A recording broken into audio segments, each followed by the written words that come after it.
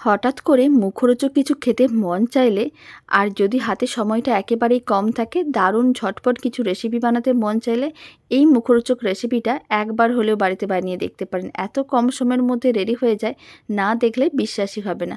প্রথমে বেশ কয়েকটা পাউরুটির স্লাইস নিতে হবে। সাইডের লাল অংশগুলো কেটে বাদ দিয়ে তারপর এরকমই লম্বা করে কেটে নিয়েছিলাম। এখন লম্বা করে কেটে নেওয়া পাউরুটির টুকরোগুলো মিক্সির জারের মধ্যে দিয়ে খুব ভালো করে গুঁড়ো করে নিতে হবে। সমস্ত পাউরুটির গুঁড়োগুলোকে এখন এক সাইডে রেখে দিতে হবে। ঠিক এইভাবে ঝরঝরে করে গুঁড়ো করে নিতে হবে। এবার এদিকে একটা মিক্সিং বোলের মধ্যে দুটো সেদ্ধ আলু নিয়েছিলাম। সেদ্ধ আলুগুলোকে খুব ভালো করে ম্যাশ করে নিতে হবে। ঠিক হাত দিয়ে এইভাবে একটু ম্যাশ করে নিচ্ছি। আমি এখানে দুটো সেদ্ধ আলু নিয়েছি, আপনারা চাইলে পরিমাণটা কম বেশি করতে পারেন। সেইভাবে পাউরুটির পরিমাণও কম বেশি করতে হবে।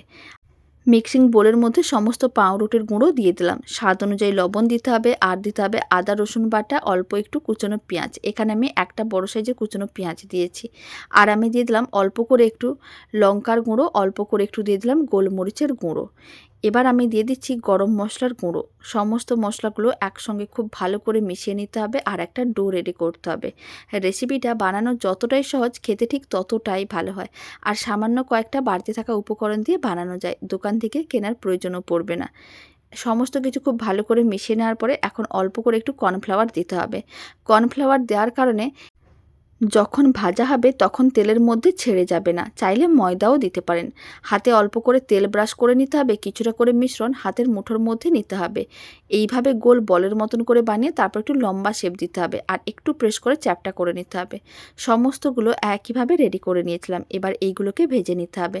তার জন্য কড়াইতে পরিমাণ অনুযায়ী তেল গরম করে নিতে হবে। গরম তেলের মধ্যে সমস্তগুলো দিয়ে দিতে হবে আর উল্টে পাল্টে লাল লাল করে ভেজে নিলেই রেডি হয়ে যাবে দারুণ স্বাদের আলু পাউরুটির দারুণ স্বাদের এই স্ন্যাক্স। অল্প করে একটু টমেটো কেচাপ দিয়ে খেয়ে দেখবেন, খেতে দারুণ লাগে। আর না হলে একটু চা বা কফির সঙ্গে খেয়ে দেখবেন, খুব ভালো লাগে খেতে।